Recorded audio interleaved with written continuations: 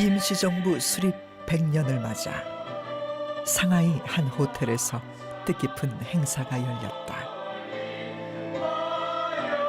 낯선 땅에서 힘겨운 떠돌이 생활을 하면서도 조국 독립을 위해서라면 자신과 가족의 삶을 내던진 애국지사들의 숭고한 넋을 기리는 자리다.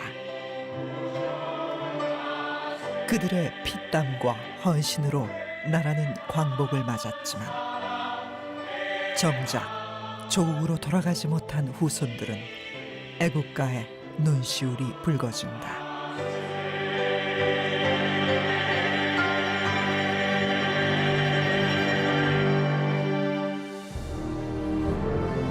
정부가 추산하는 일제강점기 독립운동을 한 애국지사는 15,000명. 이들이 한마음 한뜻으로 이루려 했던 건 오직 빼앗긴 조국의 주권을 되찾는 일이다. 독립운동의 세계라는 것이 무장투쟁이다 뿐만 아니라 거기에는 나라를 찾으려고 하는 외교활동도 있을 테고 또 여성단체들의 청년운동, 노동운동, 농민운동도 다 들어가 있는 거거든요. 누군가는 어디에서 무언가를 준비해야 하고 꽃을 피우고 열매를 맺으려면 씨를 뿌리고 키우는 사람이 있어야 해요. 일제 침탈의 소용돌이 속에 아시아 깊은 내륙 몽골까지 가서 독립운동 거점을 만들어 지킨 애국지사가 있었으니 몽골의 슈바이처로 칭송받았지만 의사라는 안정된 삶을 버리고 뜨거운 민족애로 항일 운동에 헌신하다 불꽃 같은 짧은 생을 마감한 비운의 독립운동가 대암 이태준.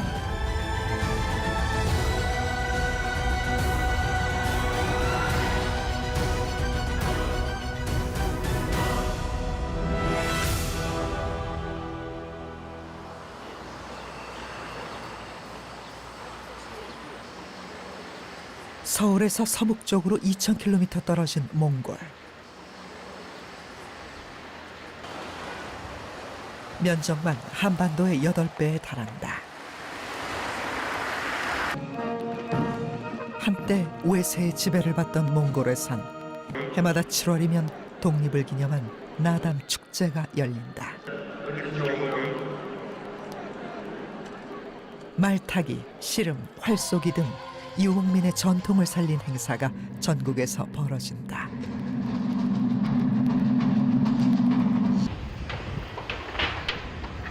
(300만) 몽골 인구의 절반이 사는 수도 울란바토르.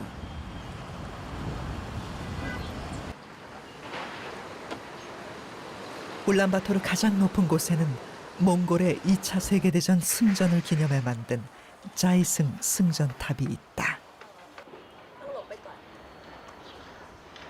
시내 전경이 한눈에 보이는 이곳엔 사람들의 발길이 끊이지 않는다.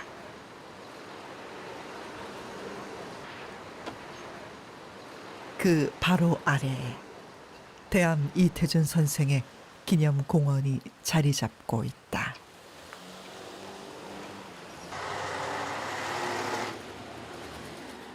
울란바타르에서 가장 좋은 지역으로 평가받고 있는 그런 지역이고 특히 상당히 의미가 있는 것은 몽골 정부에서 약 2,000평의 그 부지를 제공을 했었고 또 그러한 부지 위에 그 당시에 몽골 한인회 그리고 연세의료원 등에서 모금 활동을 통해서 처음에 이태준 선생 기념공원을 이제 조성하게 되었던 것이었습니다.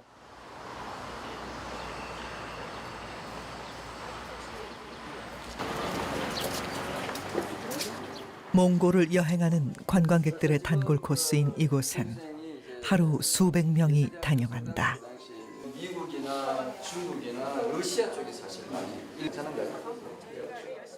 선생의 초상화가 걸려있는 작은 기념관 안에는 정부로부터 받은 훈장을 비롯해 그를 기리는 물품들이 전시돼 있다.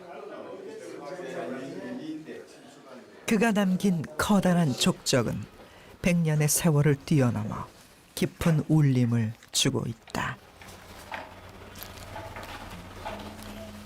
지금 이렇게 문명이 발달됐음에도 불구하고 여기까지 오기가 힘든데 그때 당시에 그 시절에 이렇게 멀리 오셔가지고 이렇게 국기순양하시고 널리 여러 민족을 그러니까 전 세계를 위해서 애쓰신 분께 정말 존경스러운 마음을 표해요. 네. 이날은 국외 독립운동 사적지 탐방에 나선 학생과 선생의 인천 이씨 후손들이 대거 방문했다. 선생이 국가보훈처에 이달의 독립운동가로 선정되면서 마련된 행사. 가묘 앞에서 제를 올리고 헌화하며 100년 전 머나먼 땅 몽골에서 조국 독립을 위해 몸바친 선생의 넋을 추모했다. 지금 우리가 누리고 있는 자유, 평화, 또 번영, 풍요는 이태준 선생님을 비롯해서 우리 이 국가 유공자분들의 피와 땀과 눈물이 있었다. 그래서 정말 우리가 나라를 빼앗겼을 때 어떤 분들이 어떤 일을 했고 또 어떻게 해서 이렇게 나라를 되찾았는지 안에 독립운동하신 분들의 어떤 혼과 발자취를 이렇게 찾아보고 향이 없네. 세분을 해야 되니 향은 그의 후손들은 선생이 자랑스러우면서도 쫓기듯 남의 나라에 와 망국의 아픔을 외로이 견뎌냈을 생각에 가슴이 먹먹해진다.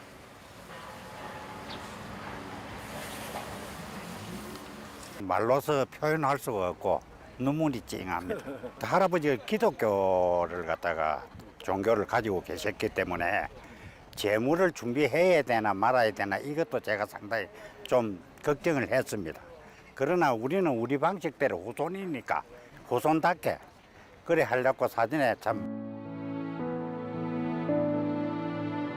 그는 왜 100여 년 전 머나먼 몽골까지 가서 잠들어 있는 것일까?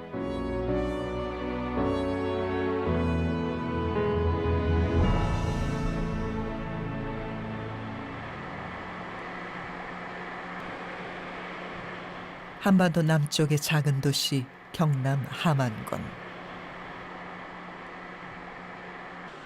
낙동강과 남강을 끼고 있는 기름진 땅을 터전으로 인구 6만 7천여 명이 살고 있다.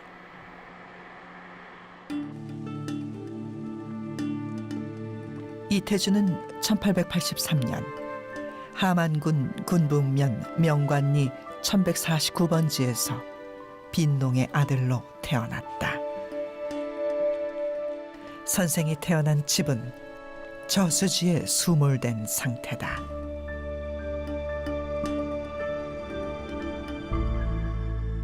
여기가 생카트고요. 1970년도에 이 저수지를 만들면서 아마 수몰된 걸로 알고 있습니다. 1883년도에 이게 태어나셔서 아마 끝까지 살지는 않았고 유년 시대는 요 넘에 도천제가 있는 곳 그쪽에서 생활하신 걸로 알고 있습니다.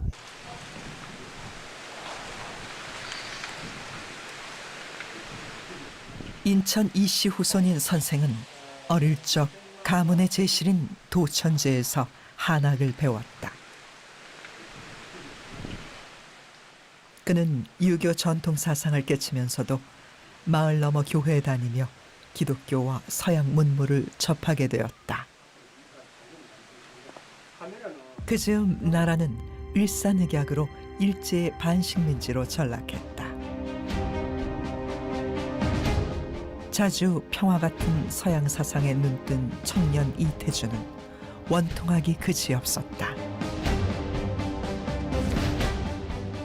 그는 결혼 후 2딸을 얻었지만 이내 아내와 사별하고 시리의 나날을 보내던 중 홀로 경성으로 향한다.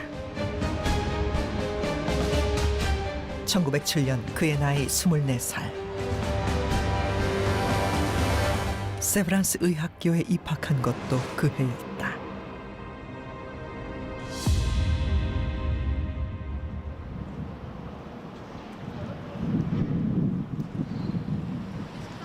우리나라 최초로 서양식 의학 교육을 시작한 연세대학교 의과대학. 1894년 선교의사 에비슨이 제중원을 이관받아 본격적으로 근대 의학 교육을 시작한 곳이다. 한글로 번역된 각종 의학 서적과 간단한 수술 장비까지. 이태준이 공부할 당시를 엿볼 수 있는 자료들이 전시돼 있다.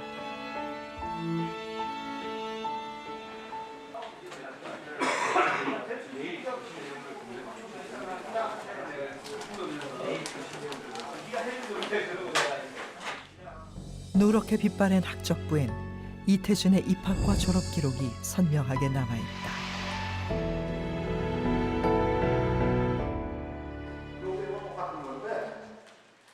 외국인 교수의 지도 아래 근대 의학 교육을 받은 1회 졸업생이 1908년 배출되고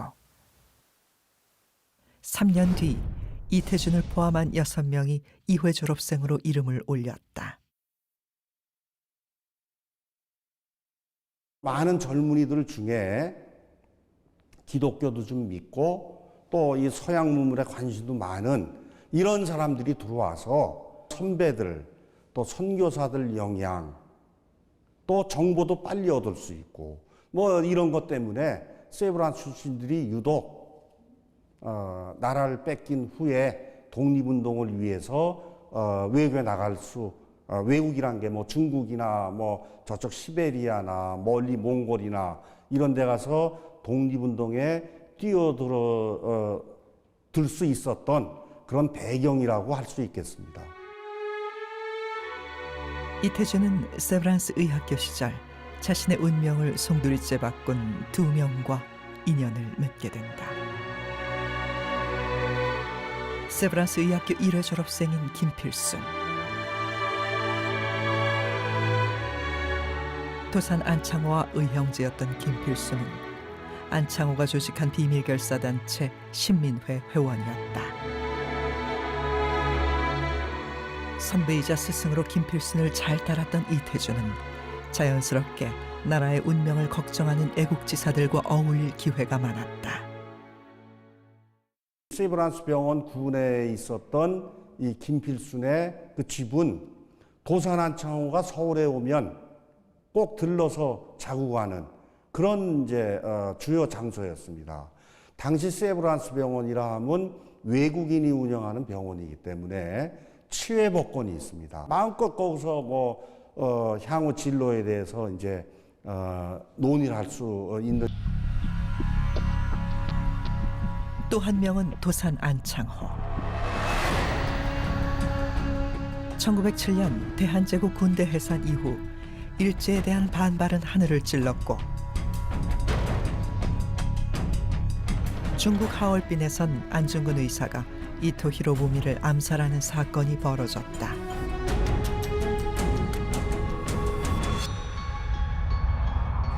도산 안창호는 이 사건 배후 혐의로 체포됐다 이듬해 석방됐지만 일제의 모진 고문 후유증으로 세브란스 병원에 입원한 것이다. 안창호는 이때 자신을 치료하던 이태준에게 신민회의 자매단체인 청년하구회 가입을 권유한다.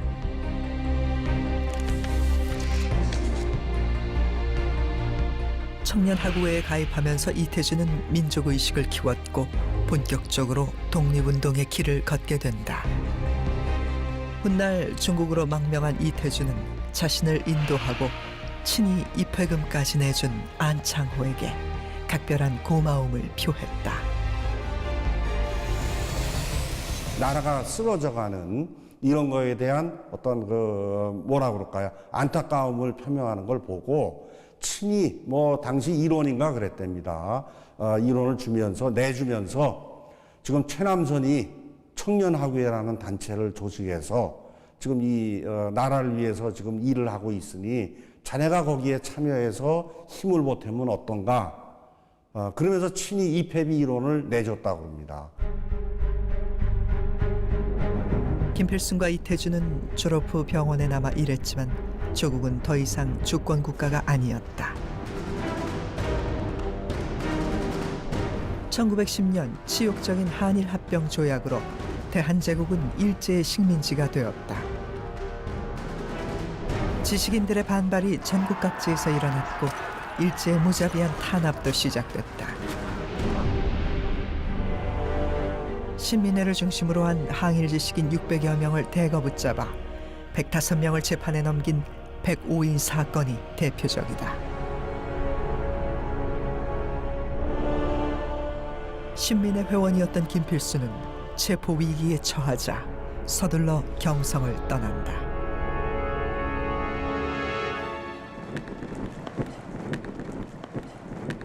청년하고의 회원이면서 안창호를 치료했던 이태준도 반일 지식인을 잡아들이는 일제의 표적이 될 수밖에 없었다.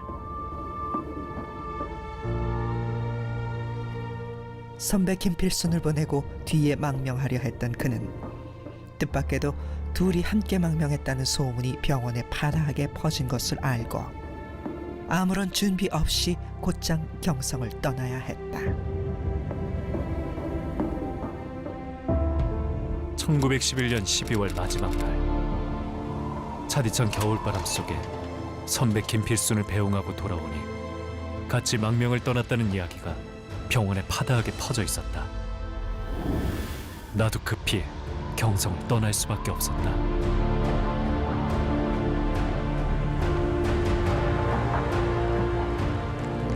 조국 독립이라는 큰 뜻을 품기는 했지만 가족과 작별 인사도 나누지 못한 채 일제의 폭압을 피해 혈혈단신 남의 나라로 가야 했던 그의 심정은 얼마나 참담했을까.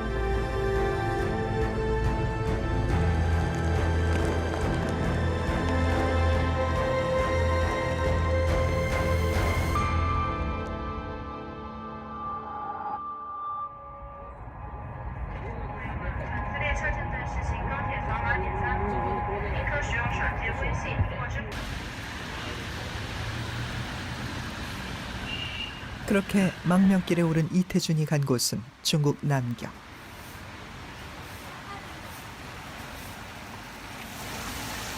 상하이에서 서북쪽으로 300여 킬로미터 떨어진 남경은 유구한 역사의 도시다.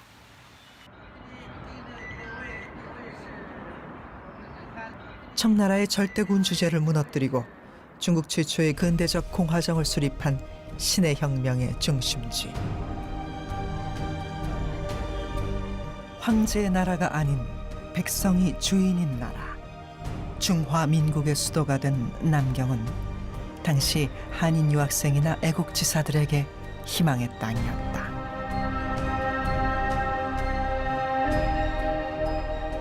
상하이나 난징으로 가신 분들은 대부분 우리가 새로 독립을 할 때 국가는 어떤 국가냐? 군주 국가가 아니라 황제 국가가 아니라 공화주의 국가라는 거예요. 그 대표적인 인물이 신규식이라는 분이고 또 그 바로 한 10살 좀 밑에 젊은 세대들이 여운형, 김규식, 여기 이야기하는 이태준 이런 분들은 전부 공화주의를 꿈꾸는 신지식 청년들. 1880년대 이후는 이 신지식 청년들이란 말이에요. 그리고 이분들은 그곳에 가서 우리가 다시 독립하는 나라의 모델을 찾으려고 하는 겁니다. 제작진은 이태준의 발자취를 따라 중국 남경의 한 병원을 찾았다. 현대식 건물 옆에 100여 년 역사를 그대로 드러내는 작은 벽돌 건물이 눈에 띈다. 1800년대 후반 설립된 기독의원. 선교사가 건립한 이 병원에서 이태준은 2년 정도 근무했다.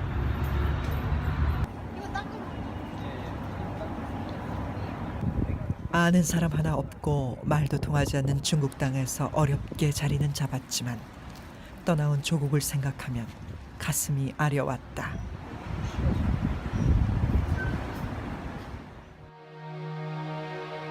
이곳에서 이태준은 자신에게 민족 혼을 불어넣어준 토산 안창호에게 편지를 쓴다. 신의 혁명에 감명받아 남경으로 오게 된 경의와 근황을 전하며 빼앗긴 조국에 대한 안타까움을 절절히 표현했다.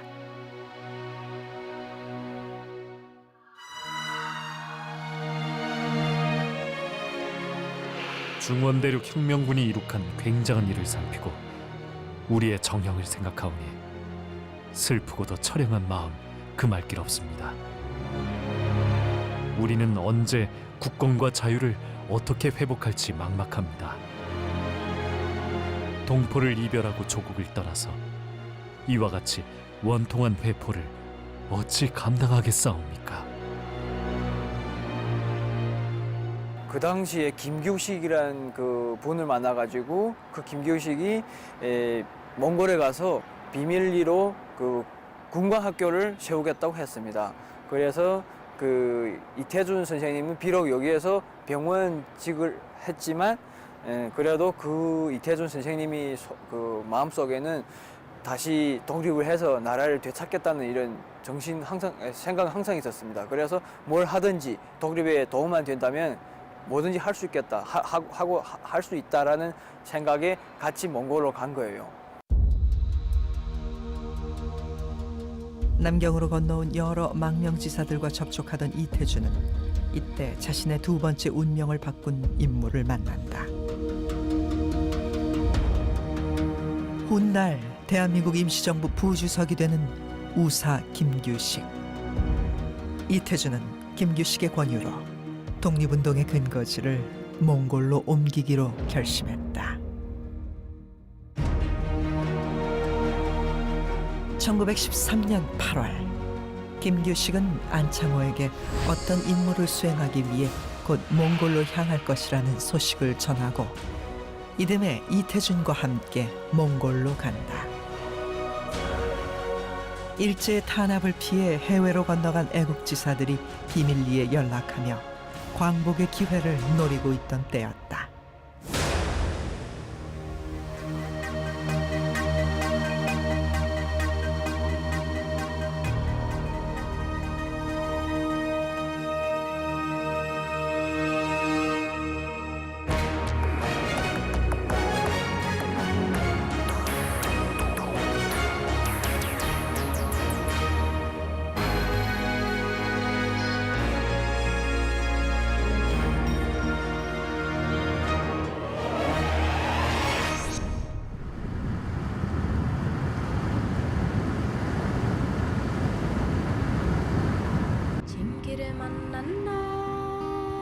국경을 거쳐 도착한 몽골. 수도 울란바토르에서 동쪽으로 70km 정도 가면 테를지 국립공원이 있다.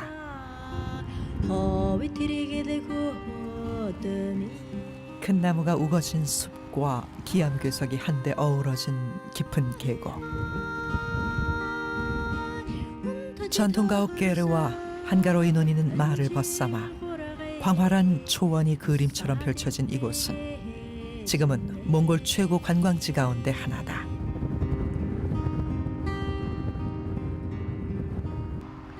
김규식과 이태준은 이곳에 비밀 군관 학교를 세워 독립군을 양성할 계획이었다. 김규식 선생하고 1914년에 갈 때는 몽골의 하나의 독립운동 기지를 만드는 근거지를 만든다고 하는 거거든요. 요즘은 그 내륙에 깊숙이 있는 몽골이 위치하고 있었기 때문에 일본의 힘이 미치지 않는 그 지역이란 말이에요, 거기가. 이제 그런 구상으로 갔던 건데 이제 그 계획이 제대로 이제 되지는 않았죠. 그 무렵 몽골에선 전염병이 무섭게 돌았다. биднийг одоо оюутан байх үед за Монголын эрүүл мэндийн систем ямар байсан талаар бол бид нэр зааж сургаж ирсэн. Бид тэр зааж сургаж ирсэн түүхээ сонсох юм бол Монгол улс 1920-од оны үед 500-аас 600 мянган хүн амтай тэр хүн амын одоо дийлэнх нь нэлээд одоо өвчлөлтөй ялангуяа халдварт өвчлөлтөй зарим гадны судлаачид бол Монгол улс одоо ийм өвчлөлийн байдалтай явах юм бол удахгүй устдаж одоо байхгүй болж магадгүй гэдэг тийм тайлбарыг хүртэл хэлжсэн тийм орн байсан. 의술을 배운 의사로서 이를 차마 외면할 수 없었던 이태주는 울란바토르에 병원을 세웠다. 동의의국, 조선의 독립을 위해 뜻을 같이 하는 사람들의 병원이란 의미였다. 비록 국내에서 자금이 들어오지 않아 비밀 군관 학교는 세우지 못했지만 그의 삶의 나침반은 오직 조국 독립을 향해 있었던 것이다.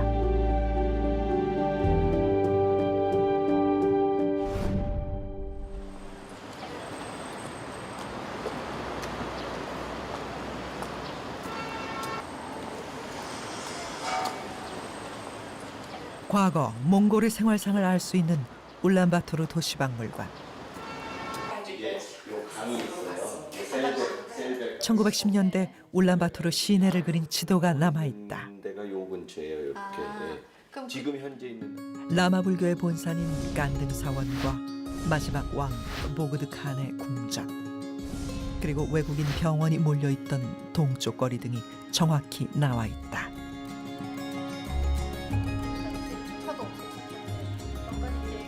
몽골인들은 이 동쪽 거리에 이태준의 동의의국도 있었을 것으로 추정한다.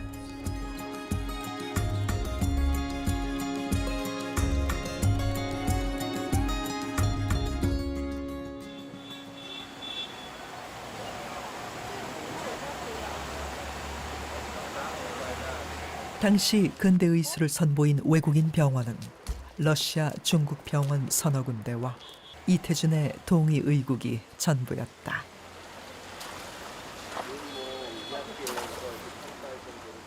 지금도 남아있는 동쪽 거리 러시아 병원 근처에 동의의국도 자리 있을 거라는 추측이 가능하다.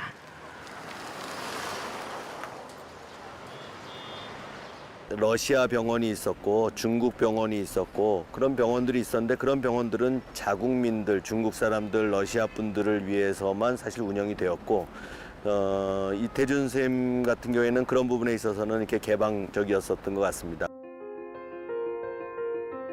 라마 불교의 영향으로 병에 걸리면 기도나 드리고 주문을 외는 등 미신적인 치료에 의존했던 몽골에서 의사 이태준의 명성은 점차 높아졌다. 사선을 넘나드는 그들을 구해준 그를 몽골인들은 신인, 하늘에서 내려온 열의 불이라 칭송했다. 서양의학을 제대로 공부하고 뭐 이렇게 몽골까지 와서 의원을 연 사람은 극히 드물었기 때문에 아주 이제 그런 부분에서는 기술적인 부분에서도 높게 평가를 할 수가 있겠습니다만, 제가 보기에는 아무리 그렇다고 해도 신이다 또는 뭐 신이 사람의 의사의 몸을 입고 와서 진료를 한다라고까지 이제 칭송을 받으려면 또 다른 요인들이 더 큰 것이 있다고 생각이 되는데, 그게 아마도 그만큼 가난한 사람들을 돌보는 마음이 있었고 지휘 고하를 막론하고 모든 사람들에게 마음을 다해서 진료했던 어떤 그런 것들이 물론 있었다고 생각이 돼요. 몽골 정부의 두터운 신임을 얻게 된 이태준은 몽골의 마지막 왕인 보그드 칸의 주치의까지 오르게 된다.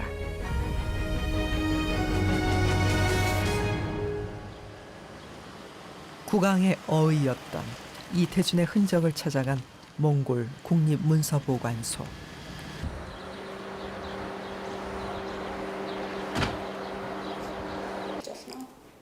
보그드 칸은 국가에 큰 공을 세운 사람들에게 최고 훈장 에르데니 인 오치르를 수여했는데 그 기준과 누가 받았는지를 기록으로 남겨놓았다. 이태준은 귀중한 금강석이라는 뜻의 에르데니 인 오치르를 받은 유일한 한국 사람이었다. 1913 онд Богдхааны зарилгаар Эрдэнэ очир одонг бий болгоод түүнийг хэрхэн Эрдэнэ очир одонгоор ямар хүмүүсийг хэрхэн яаж чагнах тухай дүрм хэмжээ тогтоосон. Тэрхүү дүрм нь л энэ багхгүй юу. 3 дугаар зэргийн Эрдэнэ очир 5 зэрэг гэдэг одоо төшмөлийн юунд энэ 3 дугаар зэргийн 1 дугаар зэргийн эрдэнэ очрыг авсан. ИТ зүйлчээ авсан бол 3 дугаар зэргийн 1 дугаар зэргийн 이 소식은 상하이에 있는 대한민국 임시정부에도 전해져 독립신문에 실리기도 한다.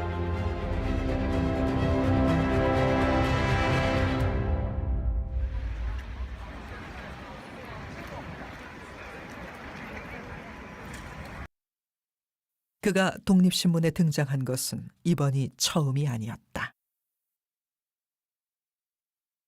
이태준은 근대적 의술로 몽골 사회에 두터운 신뢰를 쌓아가면서 조국 독립운동에도 아낌없이 지원해왔다.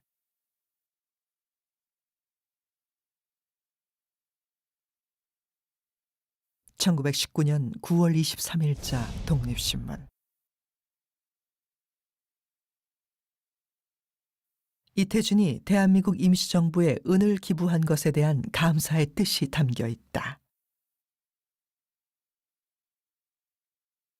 이태준은 그해 자주독립의 정당성을 알리기 위해 파리 강화회의에 파견되는 임시정부 대표 김규식에게 거금 2,000원을 지원한다. 그 당시 1원을 오늘날 화폐로 환산해 보면 대략 14만 원이 됩니다. 1원이. 그렇다고 한다면 2,000원은 약 2억 8천만 원이 됩니다. 따라서 이태준 선생이 재정적으로 항일운동단체라든지 상해 임전에 후원한 것은 마치 가뭄의 담비와 같은 뿐만 아니라 중국과 러시아를 오가는 애국지사들에게 숙식과 교통을 제공하며 임시정부의 든든한 지원군이 된다. 이태준의 동의 의국은 당시 중국 국경 장가구에 개업한 의사 김현국의 십전 의원과 함께 해외 독립운동을 잇는 거점 역할을 톡톡히 했다. 그 거점을 통해서 독립운동가들이 오가는 교통로도 되고 문서도 오가고 자금도 오가고 이태준이라는 사람이 그 루트 중에 뻥 뚫려 있는 공간 몽골 그것을 책임지려고 간 사람이란 말이에요.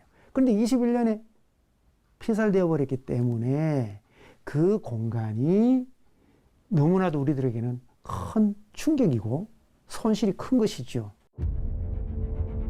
이는 제작진이 확보한 그동안 알려지지 않은 새로운 편지를 통해서도 명확히 확인된다. 항일 독립운동의 오랜 동지 김규식에게 보내는 편지 내용이다. 이태준은 소비에트 정부로 가는 임시정부 특사이자 한인 사회당 간부 한영권을 영접하고 여비를 빌려줬다고 자세히 언급했다.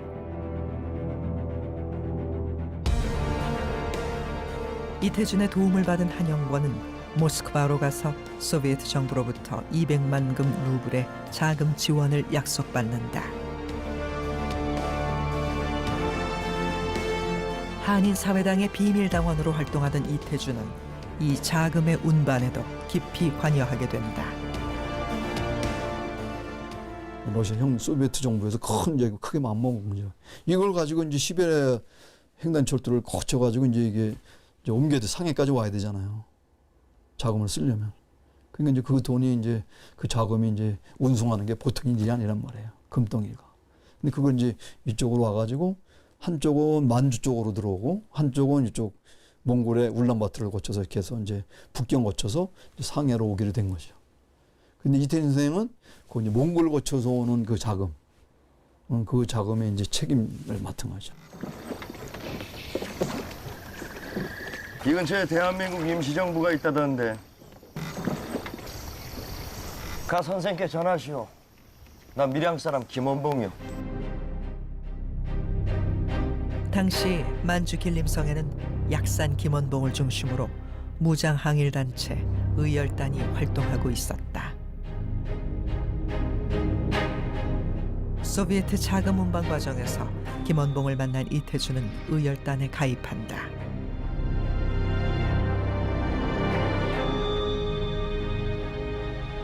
질이 좋지 않은 폭탄 불발로 아까운 생명을 잃는 일이 찾아 우수한 폭탄 제조자를 절실히 원하고 있던 김원봉에게 이태준은 헝가리 포로 출신인 자신의 운전수 마자르를 소개한다. 마자르의 우수한 폭탄 기술 덕분에 훗날 의열단의 독립운동은 빛을 발하게 된다.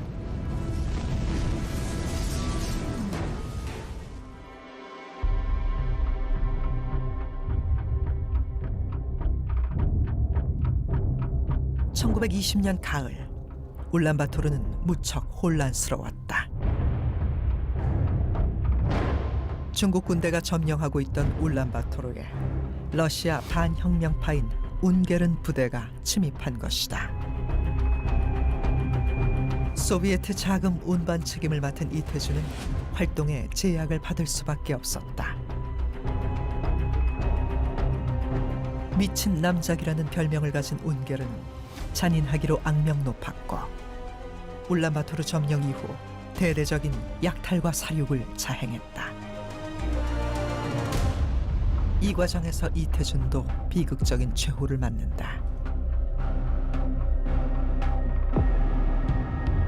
자신이 운반해야 할 자금 4만 금 루블을 싣고 마자르와 함께 울란바토르를 떠나던 날, 국경 근처에서 붙잡힌 이태준은 그의 집에 감금된 후 무참히 살해된다.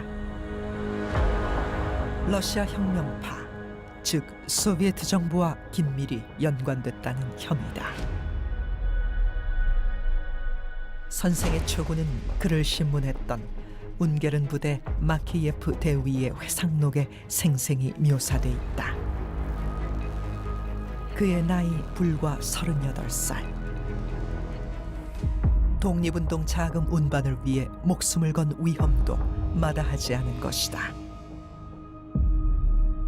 4만 루블은 이제 이태준 선생이 이제 나중에 가져가기로 했던 건데, 이제 그 과정에서 이제 그 백위파가 들어와 가지고 그 돈도 행방불명이 된 거고, 러시아 볼셰비키들하고 소위 당시 과격파라고 불렸는데, 이 과격파들하고의 어떤 그런 연계, 관련성, 이거를 이제 의심을 받아서 이제 학살이 되는 거거든요. 그의 죽음에 관해선 아직 풀리지 않는 점들이 많다. 하지만 앞서 선생이 죽기 9개월 전에 김규식에게 보낸 편지를 보면 그가 러시아 혁명 세력과 일정 정도 협력을 모색했을 가능성도 없지 않다. 그의 죽음은 애국지사들 사이에 널리 알려졌다. 몽양 여운형은 1921년 가을 러시아로 가던 도중 울란바토르에 머물렀을 때 안타깝게 목숨을 잃은 이태준의 무덤을 찾아 애도했다.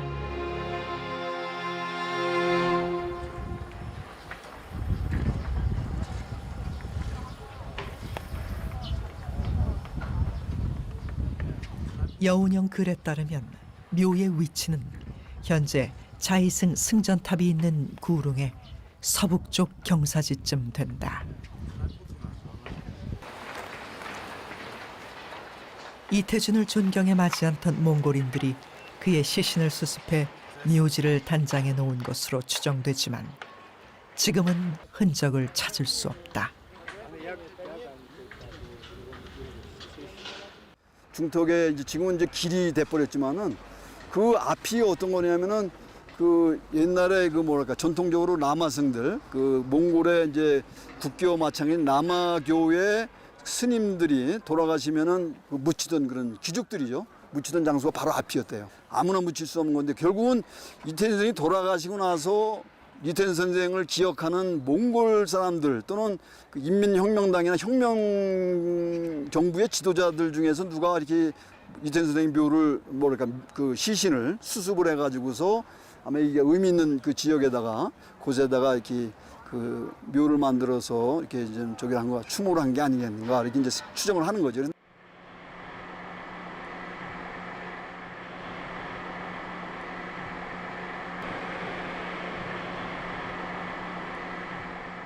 이태준 선생의 후손이 살고 있는 경남 밀양을 찾았다. 안녕하세요. 반갑습니다. 네. 수고하십시오. 자, 들어가시죠. 우리 부산 살았거든요. 부산에 국가보훈처에서 받은 이달의 독립운동가 기념패가 제작진을 맞이했다. 모르겠어요 지금. 아 그래요? 왜냐면 그 당시에 하지만 후손들은 선생의 존재를 안 지 그리 오래되지 않았다. 우리 진해 형님 모시고 집안에서도 쉬쉬해온 안타까운 시절이 있었기 때문이다. 기념관이 왕궁되면 거기서 찾아가. 부모님을 그리워가지고 명절 때나 제사 날짜는 모르고 아버님마저 돌아가신 줄 알고 있으니까 실제로 살아 계셨는데 아버님만 돌아가신 줄 알고 명절 때마다 부뚜막에다가 음식을 차려 올리고 그게 되게 불쌍한 것 같아요. 한국에서 간 사람은 몽골로 간 사람 아니까 내가 물어보니까. 고향인 하만에서 선생의 기념사업회가 활동한 것도 10년 남짓밖에 되지 않았다. 몽골의 청담동이라더라고요. 이분이 원래 군부 그 명가인 출신인데 이분이 경북 상주로 본조를 옮기었어요. 본조를 옮긴 이유가 물론 가족들의 안전이나 주위 사람들의 안전을 위해서도 막 그런 게 있었습니다. 직계 자손도 참 귀하지요. 없죠. 해나는 게 잘 몰라서 있었는데 연세대학교 측에서 몽골의 기념공원을 계속 관리하다 보니까 고향 땅에는 뭐 하나 일돼 갖고 상주에다가 그걸 물었습니다. 상주에서 답변이 가기로 우리 군에는 그런 분이 없다. 없으니까 우리 사람 잘못 알은 것들 돼서 연세대학교에서 학적부를 보니까 본적이 함안군 군북면 맹간이다 일대. 그래서 알게 되었습니다.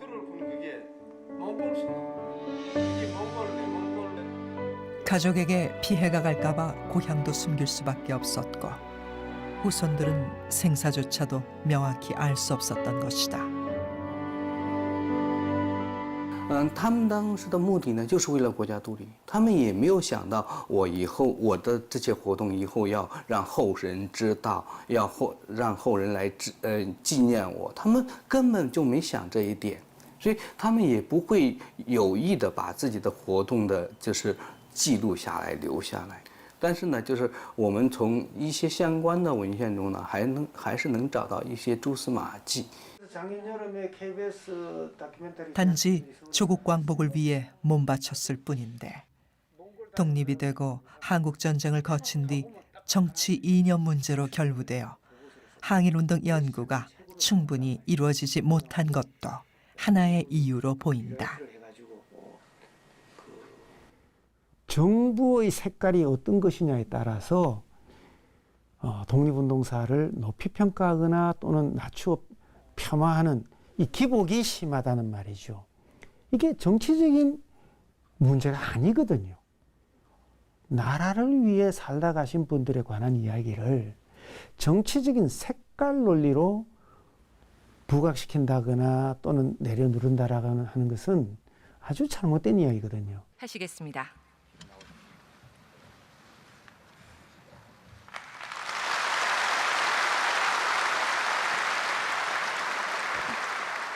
광복은 항일여병에서 광복군까지 애국 선열들의 희생과 헌신이 흘린 피의 대가였습니다. 직업도 성별도 나이의 구분도 없었습니다. 의열단원이며 몽골의 전염병을 근절시킨 의사 이태준 선생, 저는 국민 여러분, 문재인 대통령의 8.15 경축사 이후 선생을 재조명하는 움직임이 조금씩 생겨나는 건 그나마 다행스러운 일이다.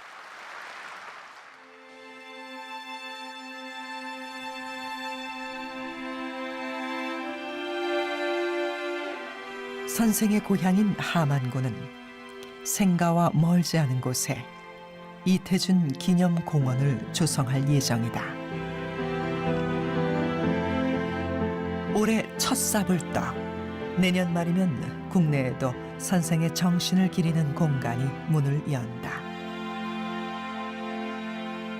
하만은 경남에서 3.1 만세운동이 가장 먼저 일어난 곳으로 독립운동의 중요한 요충지였습니다. 3.1운동 100주년을 기념해 이태준 선생님의 기념공원과 기념관을 만들어서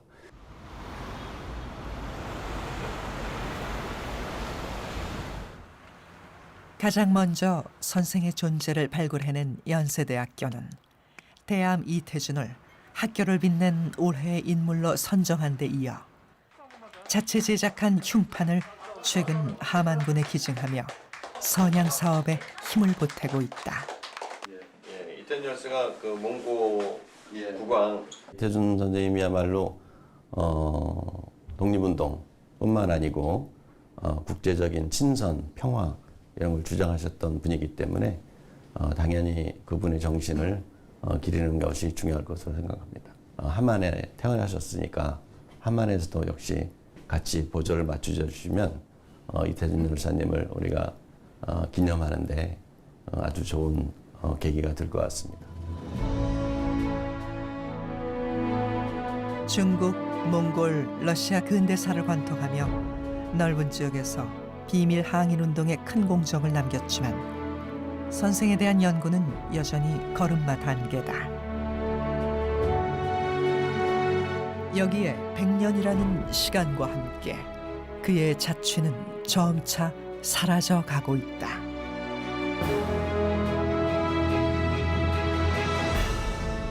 이태준 선생 같은 경우도 그런 국제주의적인 어떤 인터내셔널리즘에 입각해서 활동한 거기 때문에 그런 부분들을 우리가 이제 다 평가를 해줘야 되고, 그래서 이제 그런 측면에서 보면은 지금 이제 활동에 순국했다고 하는 그 문제뿐만이 아니고, 그다음에 이제 활동에 지금 그동안에 알려지지 않았던 것들을 더 추가적으로 좀 하게 되면은 지금 현재 이제 애족장은 좀 약간 이제 좀 낮은 그 평가죠. 직업 얻으려고, 자리 하나 얻으려고, 돈 벌려고 독립운동한 거 아니잖아요. 오로지 결의가 나라를 잃었을 때 그 결의가 나라를 되찾을 수 있도록 자기를 희생하신 분들에 대한 이야기는 좀 더 적극적으로 발굴하고 정리하고 또 선양하는 그런 정책도 있어야 되고 국민들의 마음가짐도 있어야 될 것 같다. 그런 생각입니다.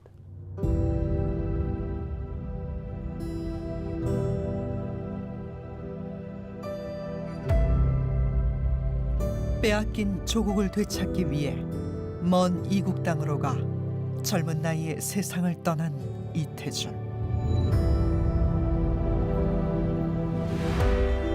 경랑의 세월을 보내며 유해조차 찾을 수 없는 그의 고귀한 넋이라도 그토록 원하던 광복된 조국의 품으로 돌아오길 기대해본다.